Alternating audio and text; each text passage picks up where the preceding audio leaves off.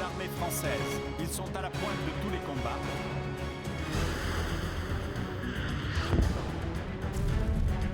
Ce sont les pilotes de chasse de l'aéronavale.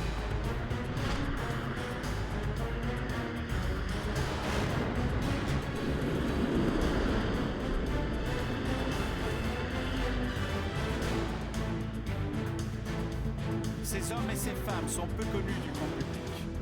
De la Bosnie à l'Afghanistan en passant par le Kosovo, ils risquent leur vie, souvent au service de la paix.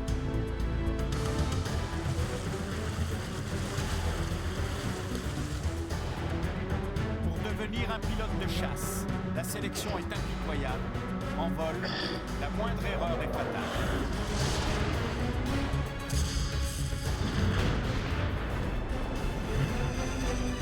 Nous avons suivi ces hommes à l'entraînement, mais aussi en opération sur les théâtres de guerre les plus dangereux.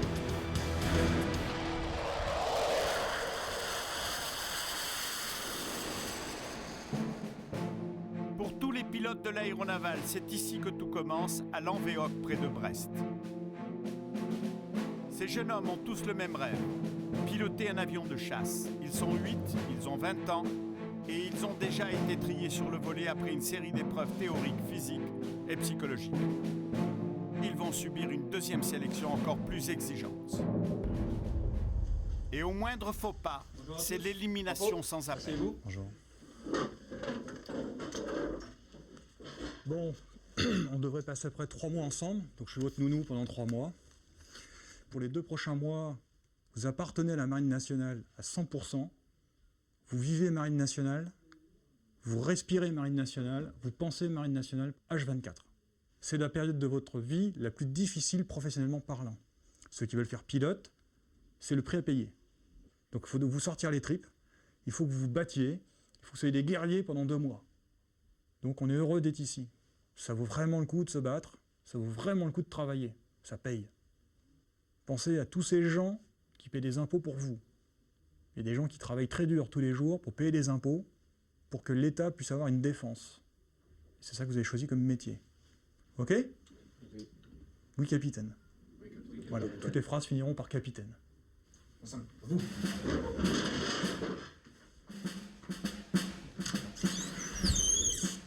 Ils sont militaires depuis ce matin à 8h. On va leur donner un vernis militaire pour la semaine, des cours techniques. Et d'ici une quinzaine de jours, 3 semaines, ils vont partir en vol pour commencer une sélection en vol. L'aventure commence par un adieu au monde civil. Ça y est, là, vous dites au revoir à votre jean? Ouais. Ouais. Il faut bien. C'est fini, tant mieux. Pourquoi tant mieux? Ah, c'est le militaire qui commence, c'est ce qu'on a toujours voulu. Là, vous êtes militaire à partir d'aujourd'hui? Apparemment, oui. Depuis ce matin, 8h. Louis a 20 ans. Avant de venir ici, il était étudiant en maths. C'est quoi ton joli petit nom, toi? Jean-Baptiste vit à Lunéville. Il vient de la fac de sciences. Je t'en ça depuis un petit moment. En fait. Montre-moi-le, tu le mets à côté parce que Depuis tu combien vas de avoir temps? besoin. Depuis que j'ai décidé La d'être ceinture pilote. et sa boucle. C'est-à-dire, t'avais quel âge? Ok, c'est bon. Donc, j'ai commencé à vouloir être Le pilote quand survêtement. j'avais une dizaine d'années. Montre-moi le survêtement. Mais après, vraiment, le militaire, ça m'est venu un peu après. Et plus ça va. La veste, jette-la Enfin, par ces terre. derniers mois, là, j'avais vraiment envie de mettre entre Voilà. Mets ton de Ça fait vraiment plaisir. Mets ton bas de jogging. Vincent est strasbourgeois, étudiant en maths sup. C'est la première fois que je me la treillis et Et là? ça le sent un petit peu là. J'attends avec impatience la combi de vol, parce que là ça va être encore autre chose. Ah, c'est pas de suite, hein. Il va Puis, falloir attendre un grand petit peu. Je vais faire Allez, de mon mieux tes pour y chaussettes. arriver. Tiens, essaye ça. Merci, Toi, ça va? Donc là, ça va mieux. C'est normal que je sois un peu sèche. Ah, c'est parce que t'es trop costaud. Ah, mets-toi un slip, mets-toi là-bas. Comme ça. Allez, c'est bon. Elle est bonne celle-là pour toi. Allez, l'emblème. Prends toutes Ces tes jeunes affaires, gens hein. qui Tout, vivaient hier tout, encore chez leurs parents vont se Viens ici. surpasser pour prouver Là, qu'ils sont enlève ton capables jogging. de devenir Ok, ta pilotes de peinture, chasse. c'est quoi? Je crois que c'est le début d'une grande aventure. Qui, je l'espère, ira très loin. Ok, enlève ton jogging. Ensuite, le ceinturon.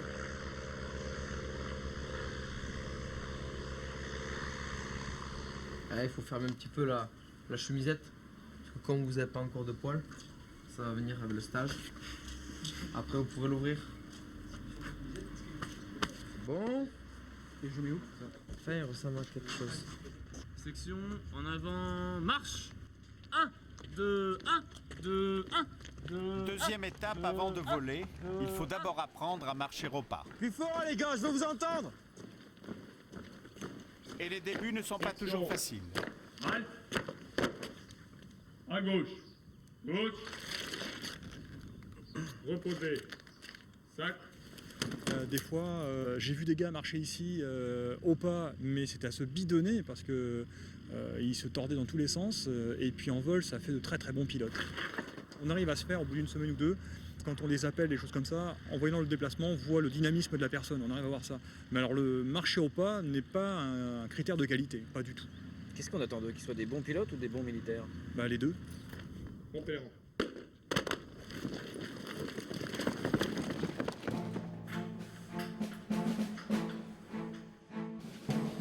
Discipline militaire oblige, les futurs as du manche à balai auront la vie dure pendant 3 mois. À Lanvéoc, on est loin de Top Gun et des films hollywoodiens. C'est pas tellement Tom Cruise là, hein. J'ai jamais vu Tom Cruise passer le balai dans les chiottes. Vous formez des femmes de ménage ou des pilotes? On fait les deux, hein. On leur apprend à être rigoureux partout et à respecter le matériel. Donc en fait, pour avoir un environnement propre, avec envie de travailler, il faut qu'il soit nickel en permanence. C'est une façon de tester leur motivation aussi. Exactement. Et puis, c'est quand même plus agréable d'avoir des bâtiments propres, quoi. Là, je vais ranger tout ce qui est couloir, escalier de la 50S. C'est cool. Bah, chacun sa place, donc on commence comme ça. Peu importe les corvées pour ces jeunes gens, piloter est un rêve d'enfant qui ne les a jamais quittés. J'ai commencé à l'âge de 5-6 ans avec mon oncle qui faisait pas mal de maquettes. Et au fur et à mesure, il m'expliquait un petit peu, parce que lui voulait être pilote de chasse avant. Et puis il n'a pas pu parce qu'il n'avait pas les yeux pour. Et puis du coup, à force de rentrer dans sa chambre, il y avait des photos partout, des maquettes. Et puis je suis tombé amoureux de ça. T'as fait des maquettes aussi? Comme ça, j'ai fait des maquettes aussi. Et puis c'est comme ça que c'est passé, quoi. Enfin, je lisais Bug Danny quand j'étais petit, quoi. Comme tout le monde, enfin je pense presque tous ceux qui sont ici. Bug Danny, c'est le plus grand pilote de chasse en BD, quoi. Quand j'étais petit, déjà, ma mère voulait que je devienne pilote de ligne. Elle aurait bien aimé être elle-même hôtesse de l'air donc pilote de ligne, ça lui aurait bien plu. Et puis finalement, j'ai un peu évolué. Et maintenant, le mieux pour moi, ce serait pilote de chasse, mais pilote d'hélicoptère ou de multimoteur dans la marine, ça serait très bien aussi, quoi. Ouais. Elle serait contente si t'étais pilote de chasse alors? Ah bah, je pense qu'elle serait ravie. Ouais. Et moi le premier. Travailler comme ça? Pour le moment, ils sont au sol et l'adjudant ne fait pas de cadeau. Aux ordres du pistard. Les pompes, tout le monde sait ce que c'est? Oui, capitaine. Adjudant, pardon. On commence par la série 10. On va faire une dizaine de séries. Le temps de repos, on va pas laisser grand chose. 30 secondes, hein, pas plus. En position. On monte pas les fesses. Hein. Allez, je compte, on me suit. 1, 2, 3, 4. 10 séries de 10 pompes en fin de journée chez certains. La fatigue commence à se faire sentir. 10. Donc on va recommencer encore là. Allez, en position. 1, 2. L'endurance physique est un critère de sélection primordial. 5. Il ne faut jamais flancher, jamais se plaindre. Allez, pousse. Fais l'effort. Allez, pousse. Allez, tu seras. Allez, monte. Allez, tout le monde. Les gars.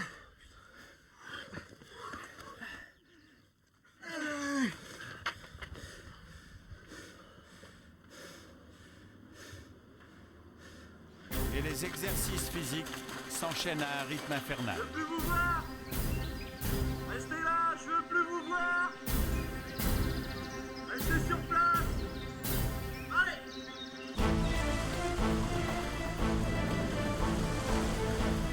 Sur le dos, on tourne là-bas. Allez.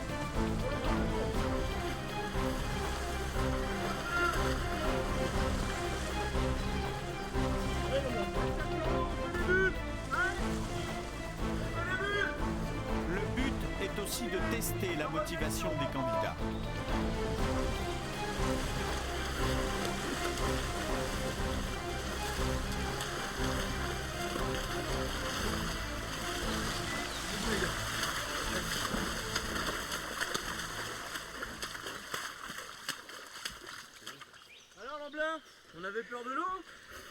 Ça y est, vous êtes servi? Je suis patron. Bien. Donc bien sûr, la semaine prochaine, un short t-shirt, nickel. Oui, patron. À l'Anvéoc, la discipline se prolonge, même la nuit. Il est 10h28, 2 minutes avant le couvre-feu. Là, tout dépêché. Il y a un couvre-feu. Ouais, comme on est encore en stage militaire, on applique les ordres. Voilà. Demain au réveil, commence le premier test éliminatoire pour les 8 candidats. C'est l'heure des dernières révisions.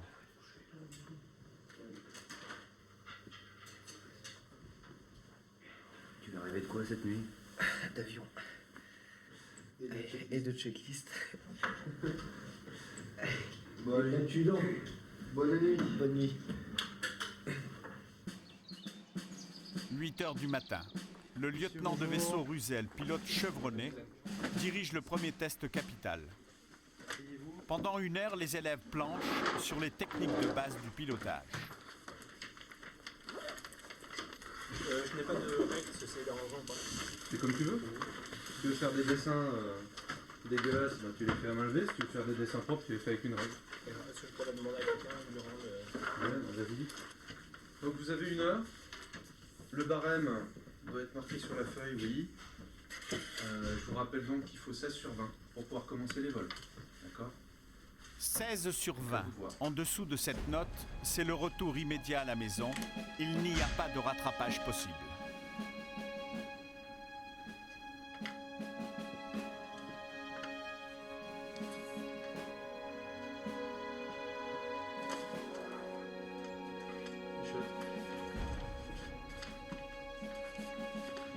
Fin du test. Le lieutenant de vaisseau Ruzel corrige les copies dans la foulée. Il peut déceler très vite les failles des candidats. C'est assez représentatif de la manière dont le candidat enregistre les choses et est capable de les restituer bêtement, puisqu'on demande beaucoup de par cœur. Et c'est significatif d'un problème d'assimilation qui ne pourra pas aller ensuite en vol, parce qu'en vol, après, ça va être pire. C'est dans une atmosphère complètement pressurisée, stress et tout ça. En vol, ça ne suivra pas. Il ne pourra pas enregistrer les choses qu'on lui montrera en vol et les restituer de la même manière. Dans la salle de classe, l'attente est difficile à supporter. Alors les notes, ça donne quoi? Ben, ça va. Tout le monde a plus de 16 sur 20. Ça va entre 16,5 et 19,5.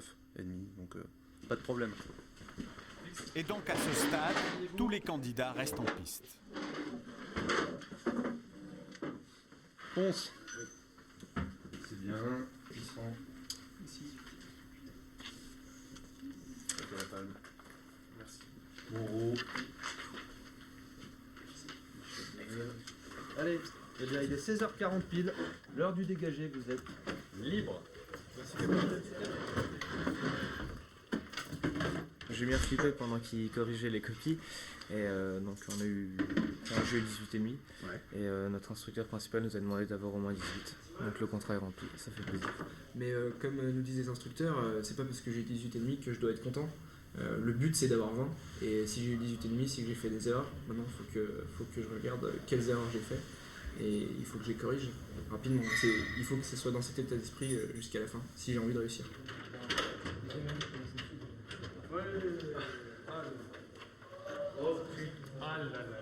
La première épreuve écrite est un succès.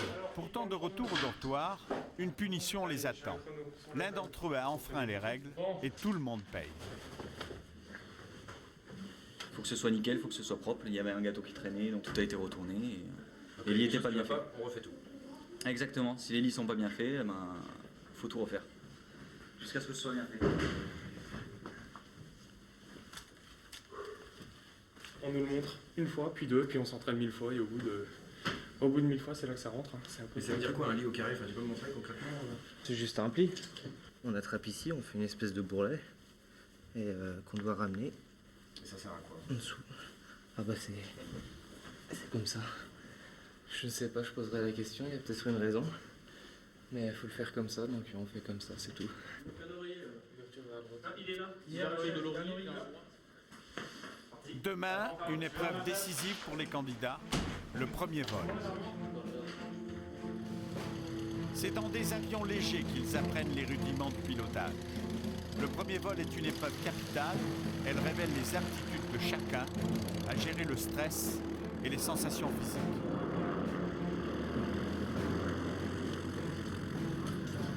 Jean-Baptiste est perturbé et du coup, il en oublie l'essentiel.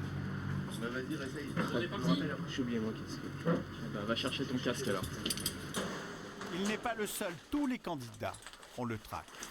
Là, le stress, il vient du fait que c'est vraiment mon rêve que je suis en train d'essayer de réaliser, quoi.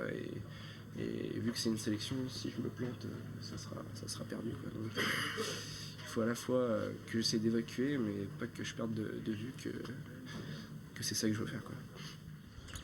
Vincent, lui, préfère ne pas répondre aux questions. Je suis à fond dedans.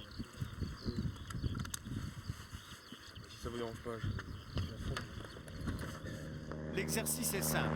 Chaque candidat doit reproduire ce que lui montre le moniteur.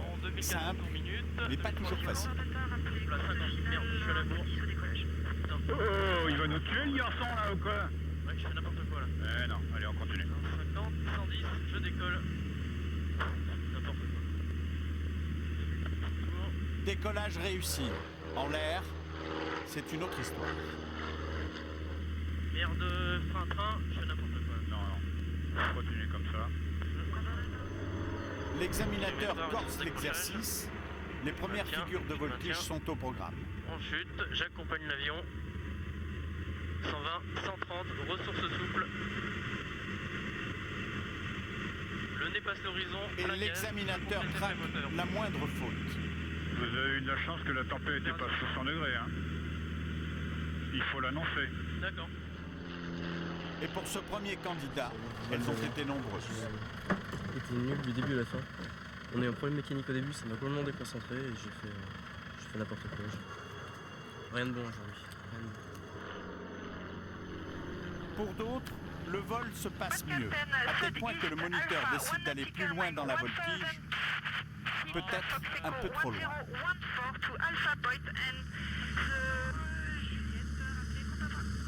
Alors Juliette.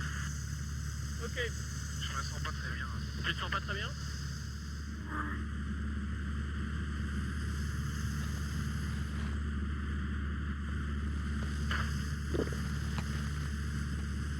À ce stade de la sélection, le vomissement n'est pas éliminatoire.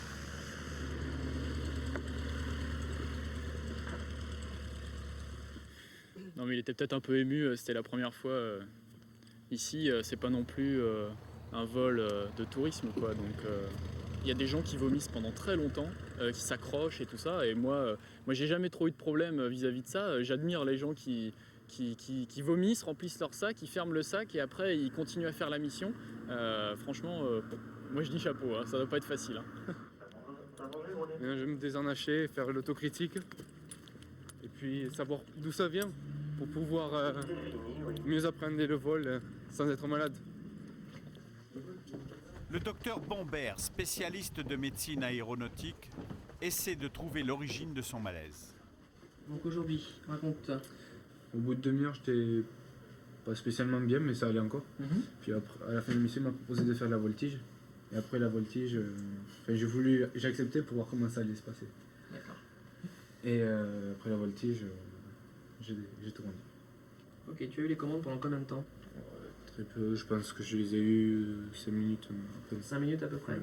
C'est quelque chose qui arrive assez souvent sur les premiers vols, surtout chez les gens qui n'ont pas une grande expérience aéronautique. Mais même chez quelqu'un qui a une grande expérience aéronautique, il y a du stress, c'est des vols de sélection. Puis il y a un gros facteur qui fait que dans ce type de vol, ils sont malades, c'est qu'on leur montre comment faire le vol en palier, le virage.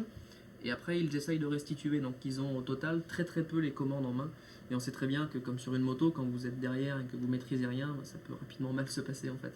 Mais c'est vrai que toute la difficulté, c'est d'essayer de voir si les jeunes, pendant leur formation, leur sélection, c'est vraiment une accoutumance qui va être rapide, ou si réellement on est face à ce faible pourcentage de personnes qui de toute façon seront tout le temps malades en vol, où là malheureusement on est obligé d'arrêter leur sélection et de leur dire de faire un autre métier, quoi. Ok? Je vais essayer. Pas d'autres questions? Non, c'est bon. Tiens, je te rends ta feuille bleue, de toute façon tu reprends les vols au plus tôt, et puis j'en parlerai à Rebelle. Très bien. D'accord? Merci. Allez, Bonne journée. bon après-midi. Au revoir. Les premiers vols se prolongent tard dans la journée et Vincent et Jean-Baptiste sont satisfaits de leurs prestations.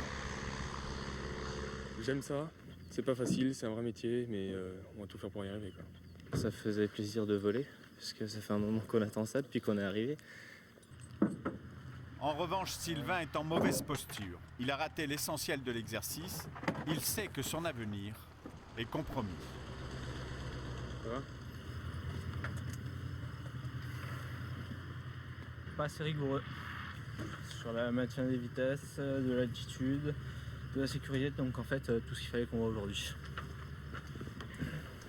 La sanction est immédiate. Bien tout à jour, Le bien lieutenant propre, de vaisseau ce Le sera Tellier nickel lui tout à annonce l'heure. qu'il est convoqué devant un Et puis, conseil je te tiens au d'instruction courant, qui statuera sur son sort. Sylvain risque Le commandant l'élimination. est arrivé, 9 fois sur 10, ils se mettent à pleurer. Hein. C'est un petit peu un rêve qui part, c'est une déception, c'est un échec.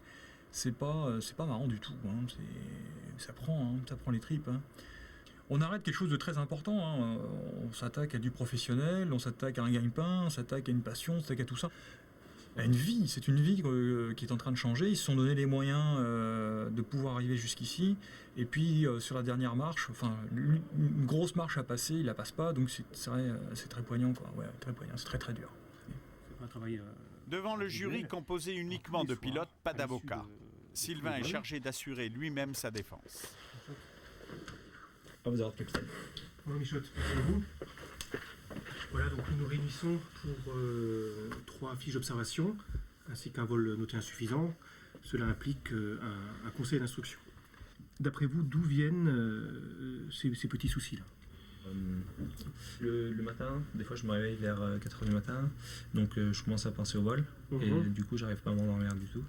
Donc ça c'est important. Après vous avez donc le stress. Donc c'est un petit travail à faire sur soi-même, donc continuez à faire du sport et travaillez pour vous-même, ne travaillez pas pour l'instructeur. Très bien, écoutez, nous allons nous concerter. Donc, je vous prie d'aller attendre en salle d'attente s'il vous plaît. Oui, capitaine. Sylvain restera-t-il dans la flottille? 4 hommes sont chargés d'en décider. Et il reste dans son cercle vicieux, là. Il va pas arrêter de stresser puis de continuer à faire des bêtises ponctuelles sur tout et n'importe quoi. En plus, visiblement, il a un problème de sens de l'orientation. Ouais. Parce que bon, là, il sait toujours pas où sont les points de repère. Merci, quoi. S5, hein, ça commence à être critique, quoi. Là, bon, il va falloir qu'il fasse quelque chose, quoi. Hein.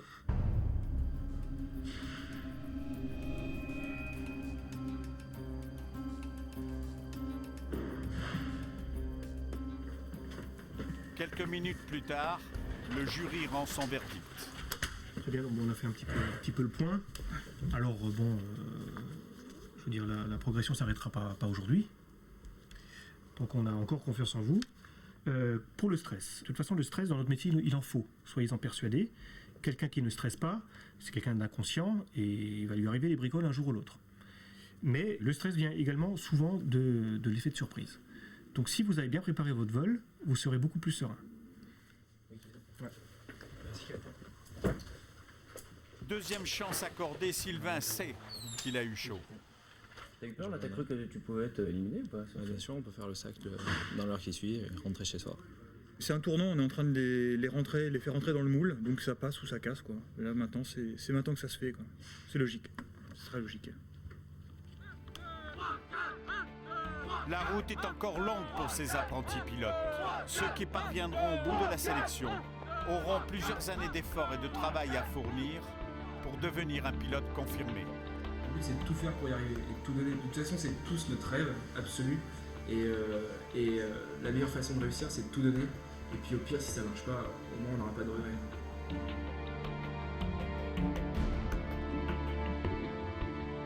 Moi, c'est la seule chose qui m'intéresse, quoi. Je veux dire, il y a des gens qui sont faits pour sauver des vies, comme les médecins et tout. Moi, j'ai envie de servir, j'ai envie d'être au service des autres, de rentrer dans l'armée. C'est vraiment un truc que j'ai toujours envie de faire. On a vu de près, d'aussi près qu'on a pu le métier de pilote et voilà, moi je pense que c'est vraiment ce qui me correspond. À cette heure-ci, là j'ai envie d'aller au feu, donc je suis ici. Jean-Baptiste a-t-il ce petit quelque chose en plus, ce don qui lui permettra d'entrer un jour dans la caste fermée des pilotes de porte-avions?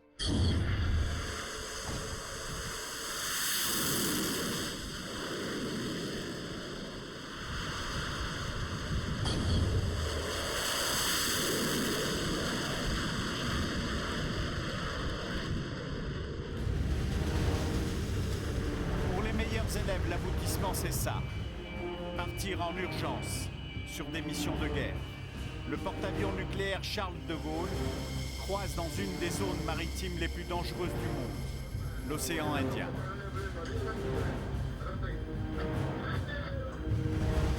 Le Charles de Gaulle, un aéroport flottant, 261 mètres de long, 75 mètres de haut sur 15 étages, qui avance à près de 50 km/h grâce à sa propulsion nucléaire. À bord, 2 flottilles de chasse, c'est-à-dire 23 avions de combat et 5 hélicoptères prêts à décoller de jour comme de nuit.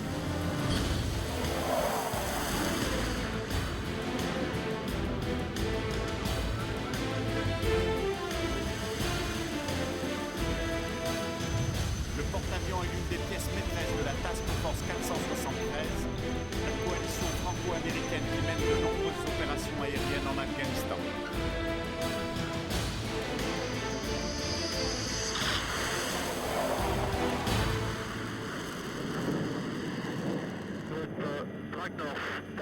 Autour du Charles de Gaulle, ses chiens de garde, des frégates anti-sous-marines, un ravitailleur et un sous-marin nucléaire d'attaque, celui qu'on ne voit pas venir et qui a changé la stratégie des mers.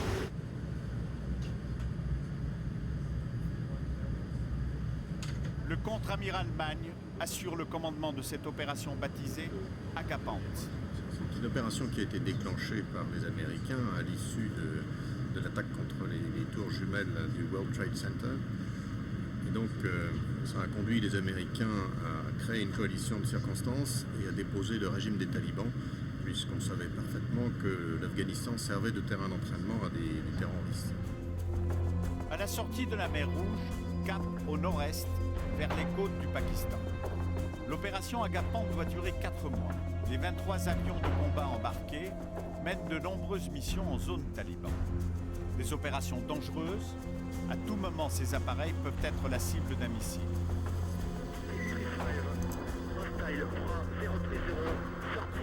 Objectif des pilotes, photographier le terrain, surveiller les mouvements de troupes talibans, venir en aide aux forces spéciales françaises et américaines en difficulté dans un accrochage au sol avec l'ennemi. Contraints à voler en race mode pour prendre leurs images, les pilotes se mettent à portée de tir des canons ennemis. À chaque sortie, le risque est maximal.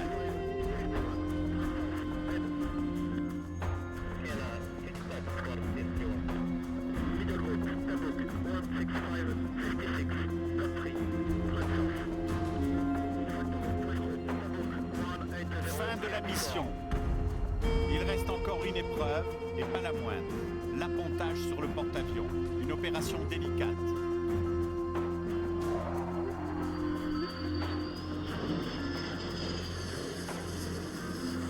Derrière ce bouclier, les officiers apponteurs attendent le retour des chasseurs. Ils sont chargés de guider le pilote par liaison radio. L'appontage est toujours un exercice périlleux, même pour les plus chevronnés. C'est certainement sur porte-avions la phase la plus délicate parce que ça demande énormément de précision et de concentration. Et l'avion, là, il arrive à quelle vitesse et il a combien de temps pour s'arrêter? Il a 250 km/h et il s'arrête en 60 mètres. En 60 mètres? Ouais. Ah, c'est quand même violent, là. Ouais, c'est violent, ouais. Peu de pied à droite. Doucement, doucement. En assiette, reste en assiette. Vers le nez. Vers le nez. Non, peut pas.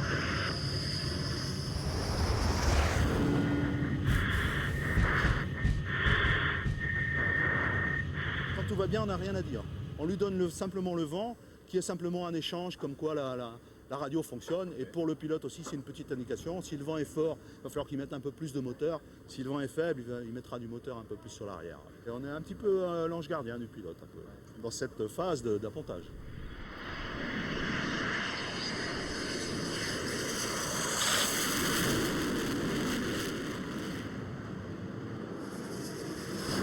Pour s'arrêter sur une distance aussi courte, le pilote doit se servir de la crosse placée sous son avion. Un crochet qui lui permet d'attraper un câble tendu sur la piste. Si le pilote rate le câble, il doit en urgence remettre les gaz. Appontage réussi. Le pilote rentre sa crosse, le câble se remet en place pour l'avion suivant. Pour augmenter les chances du pilote, le porte-avions est équipé de 3 câbles. Dans le jargon, on appelle ça les brins d'arrêt.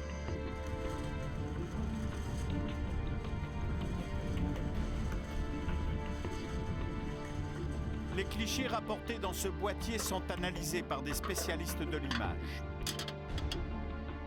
Leur objectif, découvrir des convois suspects, des camps d'entraînement, des caches d'armes et des entrées de grottes.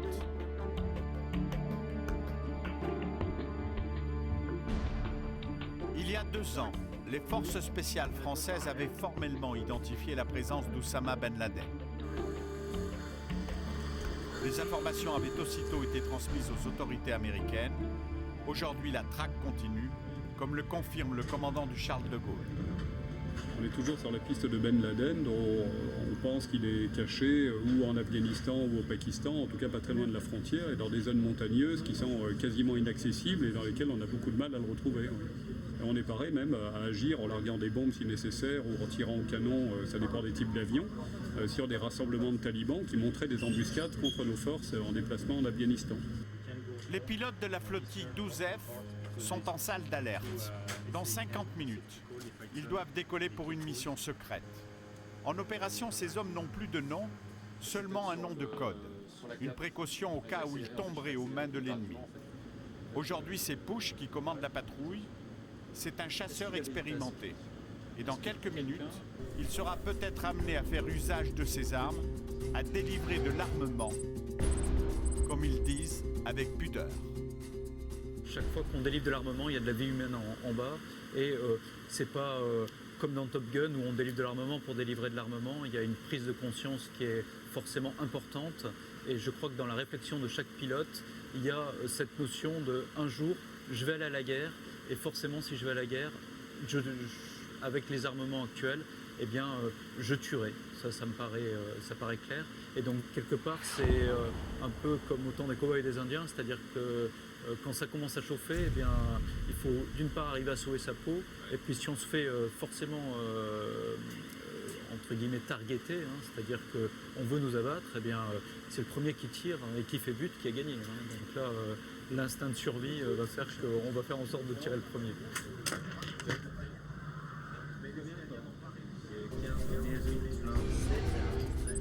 Sharpie est un des plus jeunes de sa flottille de chasse. Il a déjà vécu pas mal d'accrochages sur le terrain. Vous êtes en contact en fait avec l'officier de guidage tactique qui est en bas, qui est avec le commando, et qui lui, s'il se fait tirer dessus ou si ces bonhommes se font tirer dessus, va vous contacter à la radio, donc forcément vous entendez ce que lui entend en retour.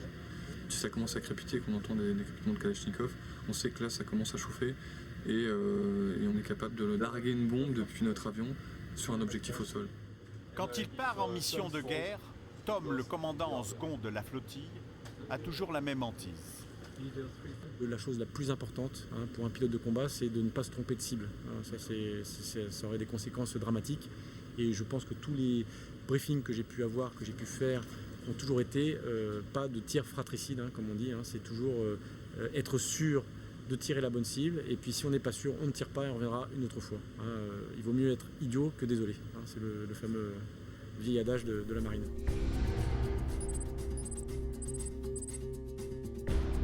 Dernière précaution avant le départ, vérifier l'équipement et surtout le matériel de sécurité.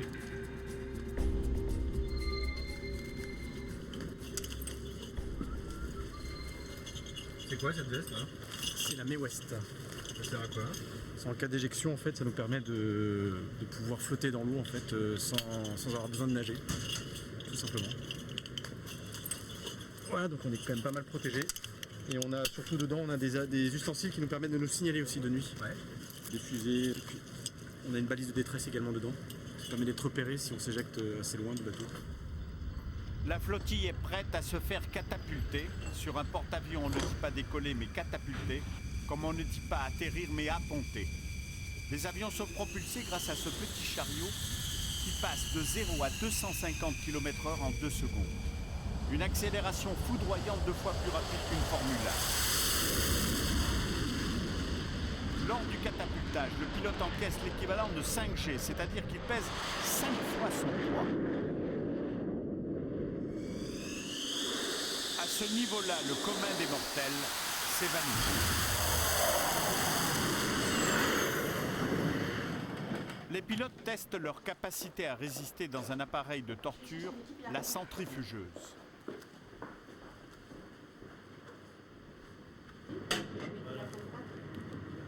Ils s'installent aux commandes, comme dans un cockpit, et dans la pièce voisine, des médecins militaires observent leurs réactions. Volontaire sous facteur de charge au profit des forces. Vous êtes prêt, monsieur? Oui. Autorisation de lancement. Attention au départ. 3, 2, 1, top, départ. Voilà, donc on monte 1 jet par seconde, plateau 3G.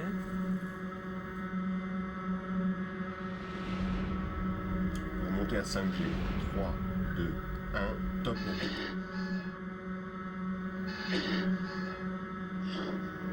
Pour monter à 7G. 3, 2, 1, top, montée. À 7G, il pèse maintenant 7 fois son poids, plus de 500 kg, et le sang descend dans son corps. bien.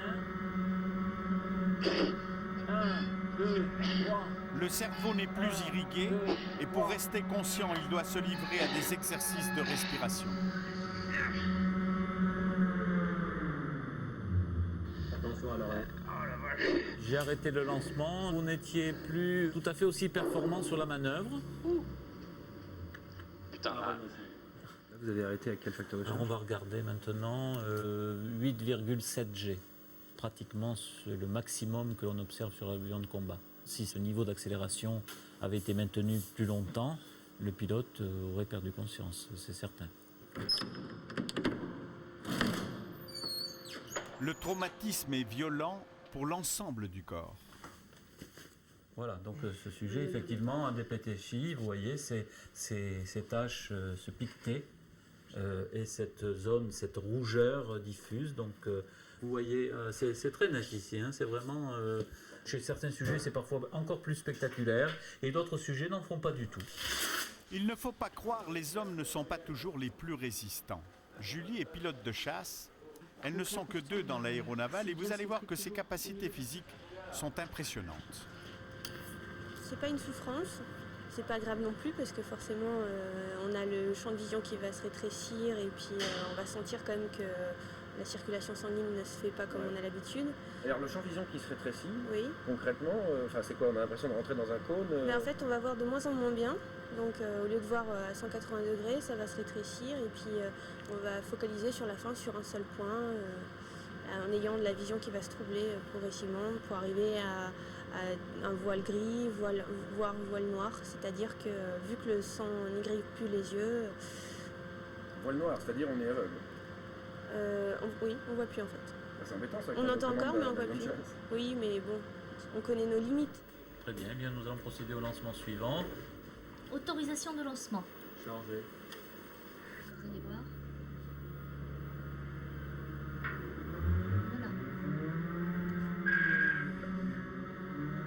Montez à 5G. 3, 2, 1, top. Top. 1, 2, 3, soufflez. 1. À 5G, 3, tout va bien. soufflez. Montée à 7G. 3, 2, 1, top, montée.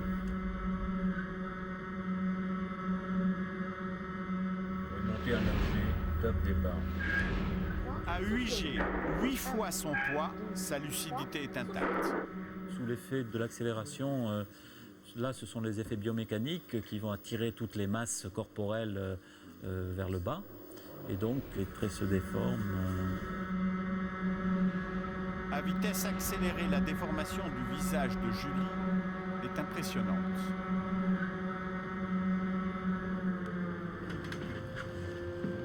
À la sortie, Julie paraît être en forme.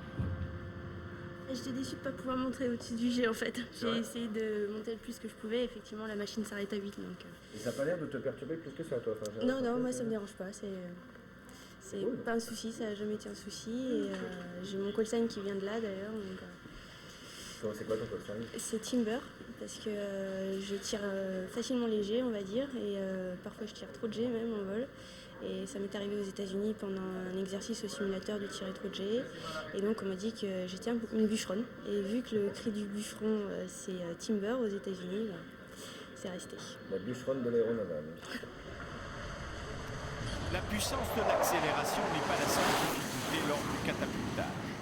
La moindre erreur peut être fatale comme le montrent ces images.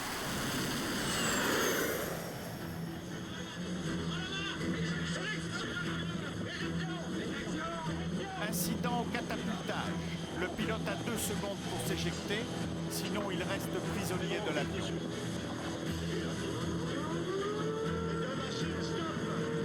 Le pilote a réussi à s'en sortir, l'hélicoptère de bord le repêche en mer.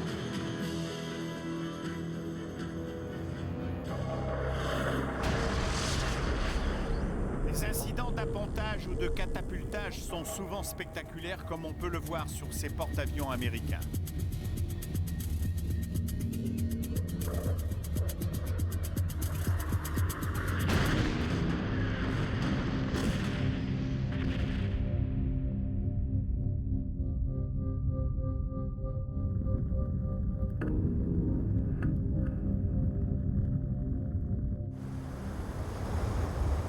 Le Charles de Gaulle croise à proximité des côtes du Pakistan. À la passerelle de commandement, on redouble de vigilance. Les machines avant 50. En route au 301. Attention. Bien. Voici l'homme qui tient la barre du porte-avions nucléaire. La barre, c'est ce petit joystick, une tige de métal de 10 cm à peine, qui permet de manœuvrer le mastodonte. Quand tu bouges le joystick, tu sens le bateau, tu sens les mouvements derrière? C'est léger, ouais. Ça dépend de la mer. Mais on ressent quand même... Machine avant 80. Ouais, pas grand chose hein, quand même. Non. Aucune sensation à la barre et pourtant le Charles de Gaulle est un géant des mers. 40 000 tonnes d'acier. À bord, un équipage impressionnant. C'est une communauté humaine de presque 2000 personnes, donc déjà un village conséquent avec tout ce qu'on retrouve dans une petite ville. Oui, c'est une ville flottante. C'est une ville flottante, oui, absolument, oui. Pas de cinéma ni de boutique, le hangar des avions fait office de salle de sport et il est possible de faire son jogging à n'importe quelle heure du jour ou de la nuit entre un super étendard, un Rafale et un missile.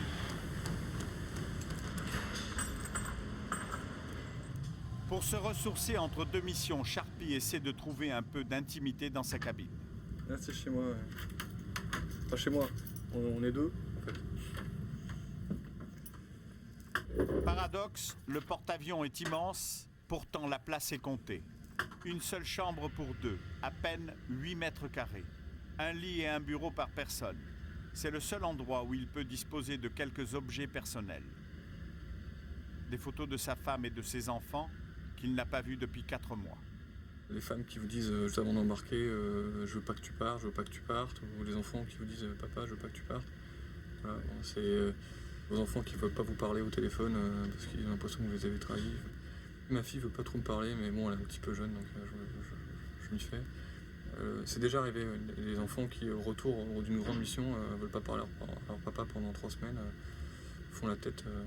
Mais la plupart du temps, les personnes qui font ce métier choisissent les femmes, je pense que c'est assez bien fait ça, choisissent les femmes adaptées ou qui ont cette souplesse. Longtemps réservés aux hommes, les bâtiments de la marine ont ouvert leurs portes aux femmes depuis 1992. À bord du Charles de Gaulle, elles représentent 10% des effectifs, 200 femmes sur 2000 marins.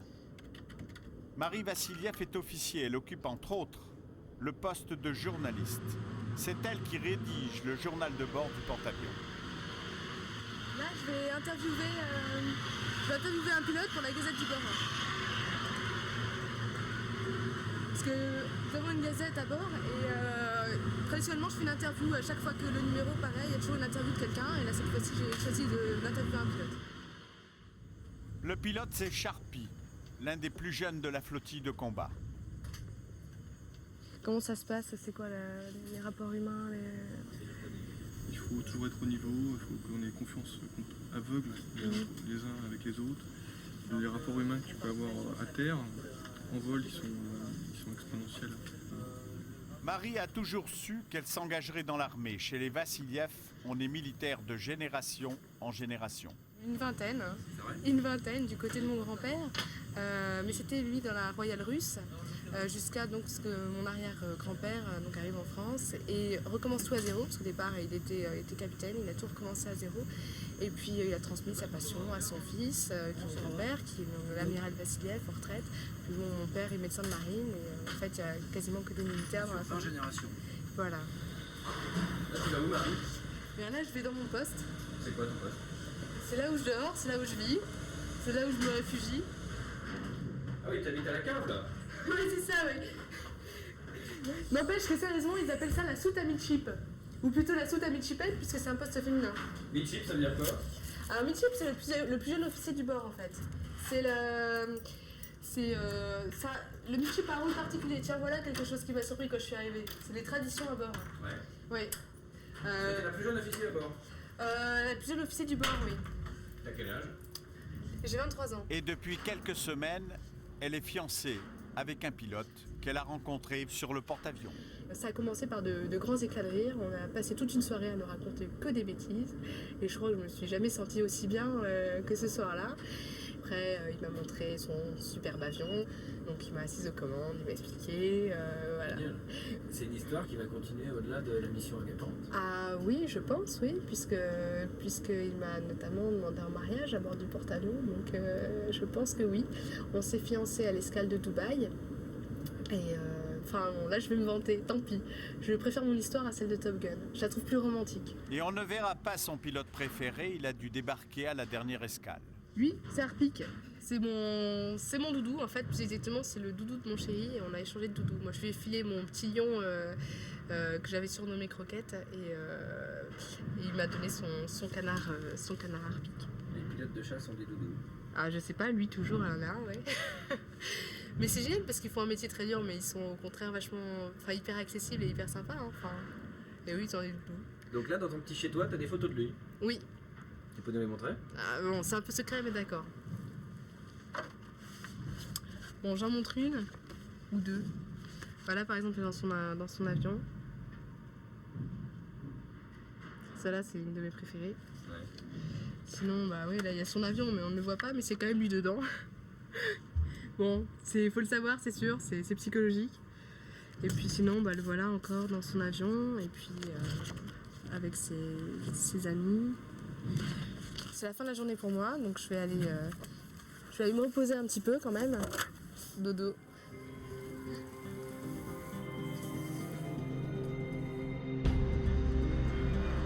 Quatre mois de mer, 53 000 km parcourus, l'opération Agapante touche à sa fin. Les pilotes auront effectué près de 400 missions. Quand il n'est pas sur un théâtre de guerre, le Charles de Gaulle remplit d'autres missions plus confidentielles. C'est le terrain d'entraînement des avions du futur. Le commandant accepte d'en parler. Le bateau est d'une certaine façon prêté aux industriels pour leur permettre de tester de nouveaux équipements, de tester de nouvelles configurations, de nouveaux armements qu'on accroche sous les avions, et pour vérifier que dans toutes les phases de mise en œuvre à bord, le catapultage, l'appontage, eh bien, ces équipements sont bien fixés, qu'ils résistent à l'accélération ou à la décélération sur un porte-avions. Dans la guerre économique que se livrent les constructeurs, l'avance technologique est un atout majeur. Elle peut permettre à la France de décrocher de nouveaux marchés. Aux commandes de ces avions expérimentaux, des pilotes d'essai aux capacités hors normes. L'homme qui pose son Rafale sur le porte-avions est une légende dans la marine.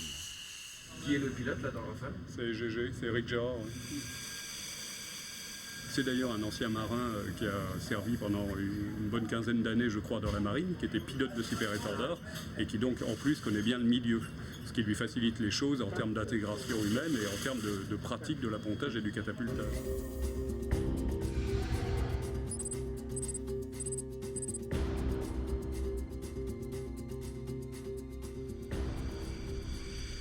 Éric Gérard est un phénomène.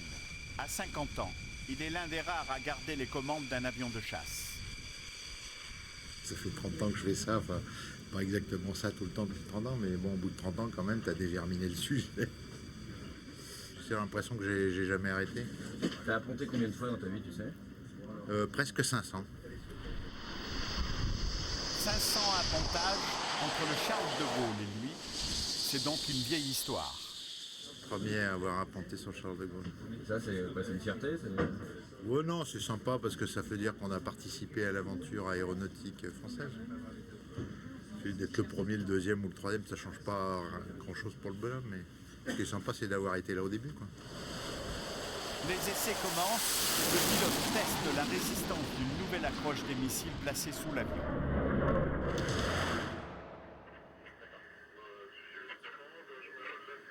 En coulisses, une batterie d'ingénieurs et de techniciens enregistre les paramètres du vol. 300 pieds. Eric doit réaliser un touch and go, c'est-à-dire poser les roues de son avion sur la piste en pleine vitesse et redécoller aussitôt. L'attache des missiles doit résister au choc.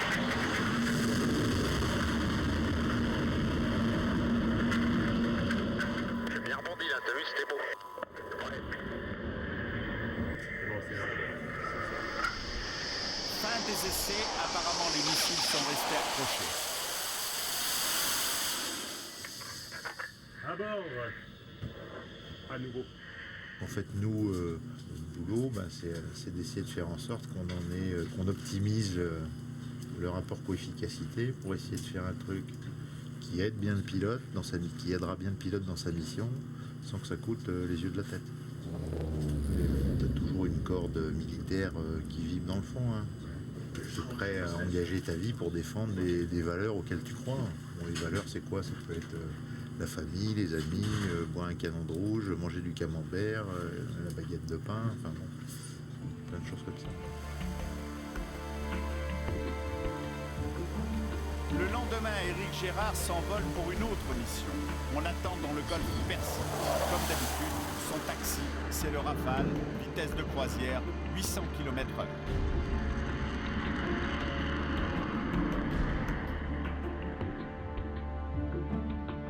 Destination Dubaï, l'un des Émirats les plus riches du monde. Le Las Vegas du Moyen-Orient. Des buildings jaillis du désert. Une économie bâtie sur le pétrole, un royaume de milliardaires. Tout à Dubaï appartient à un seul homme, le Cheikh Al Maktoum, une des plus grosses fortunes de la planète.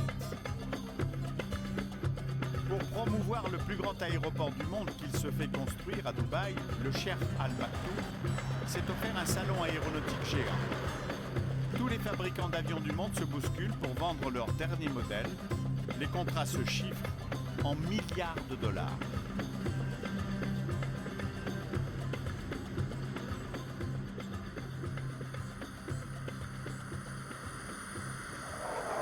Pour le show aérien, la France est représentée par le Rafale.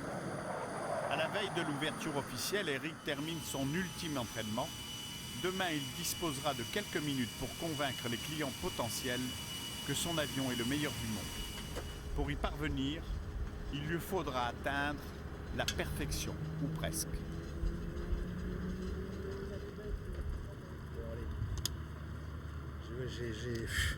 J'ai voulu essayer la barrique et passage long, mais quand j'ai vu la vitesse à laquelle il voulait tourner, j'ai dit non, je ne fais pas. C'est quoi une barrique? Une barrique, c'est une manœuvre comme ça, là. Et j'avais pas tout à fait assez de vitesse. Ouais. Et à basse vitesse, très sensible. La vitesse de roulis décroît très vite. Donc là, vous n'êtes pas content de vous? Bon, je suis pas mécontent de moi, mais il faudrait juste que j'ai 20 nœuds de plus à l'entrée pour la barrique et pour faire le passage lent. On corrigera ça le prochain coup, c'est rien. C'est fait pour ça, l'entraînement. Pour réussir ses figures, il a l'habitude de flirter avec le danger. C'était plus dangereux dans le temps que maintenant. Aujourd'hui, c'est quand même assez bien encadré, assez bien surveillé. C'est moins l'aventure, quoi. Mais vous allez un petit peu aux limites de l'avion quand même de temps en temps. On va aux limites, mais on va aux limites en sachant ce qu'on fait. Malgré son âge, il arrive encore à encaisser 9 G dans son cockpit, 9 fois son poids. Ah non, mais tu vois, j'ai un physique de jeune premier. Une cathédrale de muscles, il y a longtemps. Quand on dit pilote d'essai, Il y a quand même le stéréotype de Tom Cruise, enfin, le jeune. Je t'arrête, Tom Cruise n'était pas pilote d'essai. Parce que c'est quand même un métier qui, a priori, fait rêver pas mal de jeunes, mais il y a quand même, je pense, beaucoup de sacrifices derrière un boulot comme ça. Quoi. Non, je crois pas, non, mais. Tu sais, c'est une histoire de longue haleine. Hein. Il faut de la chance. Il faut de la chance parce que terminer les pilotes d'essai, c'est pas donné à tout le monde parce qu'en fait, il n'y a pas beaucoup de place. Ouais. Voilà, donc il faut déjà avoir la chance d'avoir un physique pas mauvais quand on est jeune, de pas être complètement décérébré. Après, il y a ceux qui se tuent parce que de temps en temps, tu fais des conneries.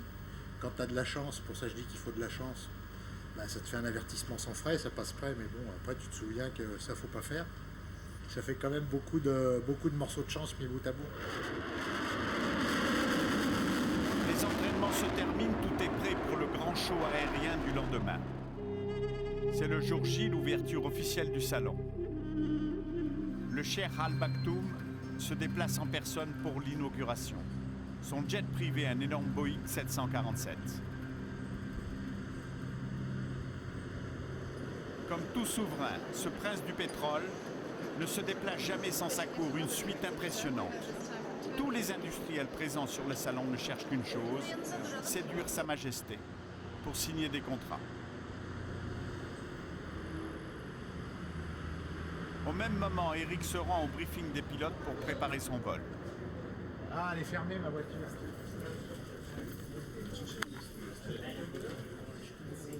Dans cette salle, les meilleurs du monde, l'élite des pilotes d'essai. De l'énorme jet au minuscule planeur, ces hommes peuvent tout piloter dans les conditions les plus extrêmes. Ici aussi, Eric est connu comme le loup blanc. C'est un excellent pilote. Il maîtrise son avion à la perfection. Il sait tirer les meilleures performances de son appareil. C'est un voyou, il sourit tout le temps. Mais en fait, il défie toutes les limites. Dernier préparatif pour Eric et ses ingénieurs. Au programme, une succession de figures acrobatiques de très haut niveau. Ça, c'est le schéma de la présentation du Rafale à Dubaï. La figure la plus difficile à faire, c'est laquelle? L'atterrissage, c'est un petit peu touchy, faut pas trop se merder. Il y a le 360 IG, il y a aussi le double rétablissement là au début. Et là, on prend combien de G là, dans cette figure-là? Au départ de la figure, pendant les 3 quarts de la figure, c'est 9G. 9G, ça veut dire que vous pesez combien à ce moment-là? Supposons que je pèse 70 kilos. Ce qui est faux, c'est une supposition. Et bien on multiplie par 9. Vous pesez très loin de la tôle, j'imagine, dans ces cas-là. Bon, tu voudrais dire que je pèse 100 kilos? Tu es fou. Oui, c'est ça, on pèse pas loin de la tonne sur le siège. Ouais. Ça dure combien de temps? 360, ça dure une vingtaine de secondes. Qu'est-ce qui se passe si jamais on assied sur le siège derrière vous quelqu'un qui n'est jamais monté dans un avion de chasse et que vous faites tout ce programme-là? Il va perdre l'image un certain nombre de fois. Ouais. Et probablement le son aussi. Il arrive à s'évanouir? Oui, il y a des chances. Enfin, c'est même une certitude. C'est au tour du pilote français d'entrer en piste. Il donnera son maximum pour montrer les performances de son avion. L'enjeu est énorme, des milliards de dollars pour l'industrie aéronautique française.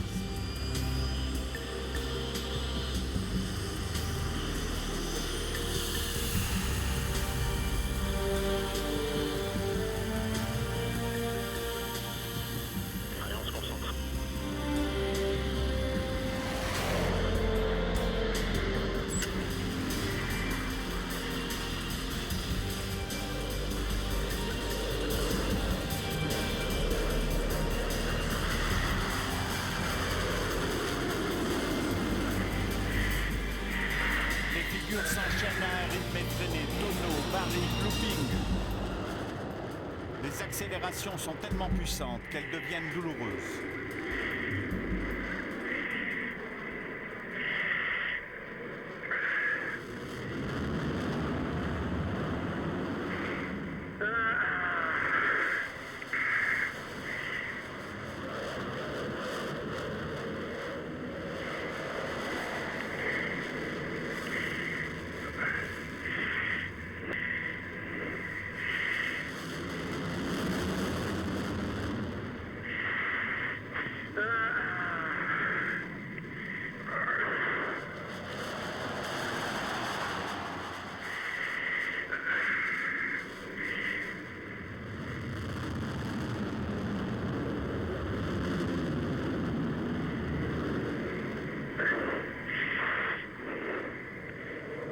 démonstration ne doit pas dépasser 7 minutes. 7 minutes pour montrer tous les talents de l'avion.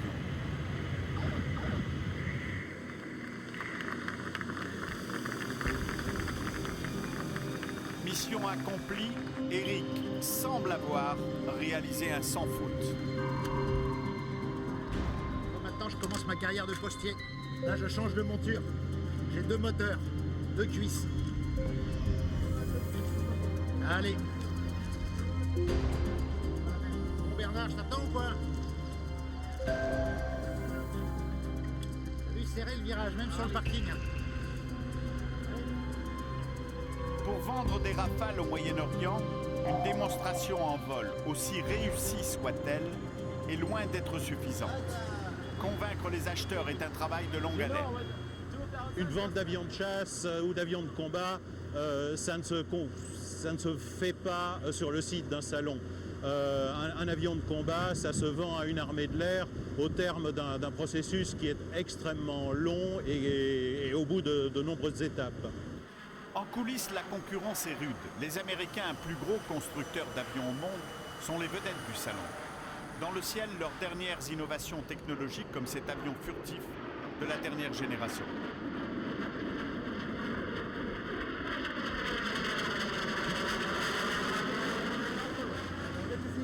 Serge Dassault a fait le déplacement, mais il sait que ce ne sont pas forcément les qualités techniques de ces appareils qui sont prises en considération.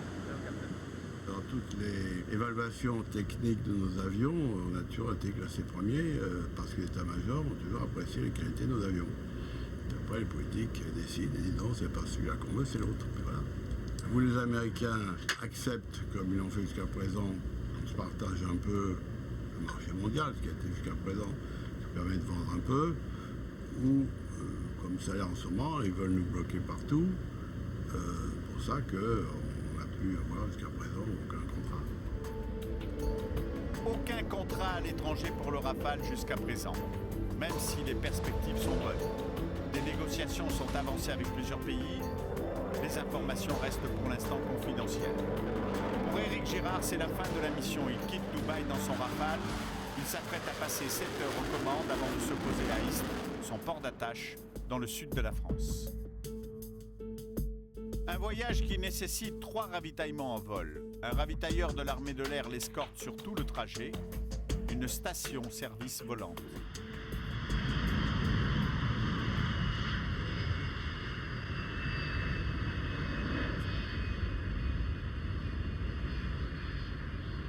Le ravitaillement en vol est une manœuvre apparemment simple, qui demande, vous allez le voir en réalité, une extrême précision. Dans le ravitailleur, le boomer est à son poste, c'est-à-dire le pompiste qui fait le plein du Rafale. L'avion de chasse se met en place. 1 mètre. Il se rapproche. Dans le panier, le contact. Il est en contact, il est stable et ça transfère. Moins de 3 minutes pour transférer 3 tonnes de carburant. La fête est pleine, 3 tonnes 3. Donc j'ai pris les 2 terrains d'Europe, les Brindisi, ça fait un ballast légèrement avant. Disconnect, il a disconnecté. Les Rafale, la livraison 3.5. Ouais, bien pris, 3.5. Base aérienne d'Istres près de Marseille. C'est dans ce bureau sans charme qu'Éric Gérard reçoit ses ordres de mission. Après 30 ans de carrière, son plaisir reste intact. C'est une passion. Hein. La passion, ça tient jusqu'au bout. Hein. Moi, je l'aurai après, quand j'aurai arrêté de voler, je continuerai à y penser. Ouais. Je ne peux pas tirer un trait là-dessus. En fait, tu as la chance que peu de gens ont d'avoir réalisé un rêve de gamin. Quoi. Ah ben c'est tout à fait ça, oui. En fait, ce qui est surtout beau, c'est de pouvoir continuer à voler à 50 ans sur des avions de pointe, quoi. Parce que si j'étais dans la... régulièrement, je veux dire, si j'étais toujours dans la marine, je volerais plus, quoi. Je serais en train de faire voler un téléphone avec un bureau dessus, quoi. Un bureau sous un téléphone. Là, tu vois, regarde. Une petite cassette. Un petit ordre d'essai. Et voilà, on est reparti.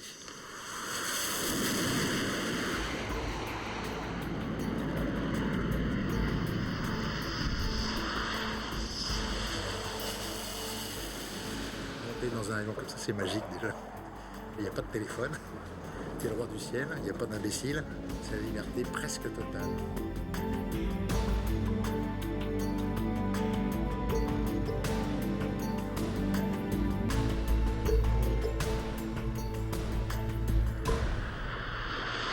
À l'école des pilotes de l'aéronavale, Sylvain a été éliminé. Il ne sera jamais pilote de combat. Pour Vincent, Jean-Baptiste et Louis, l'aventure continue.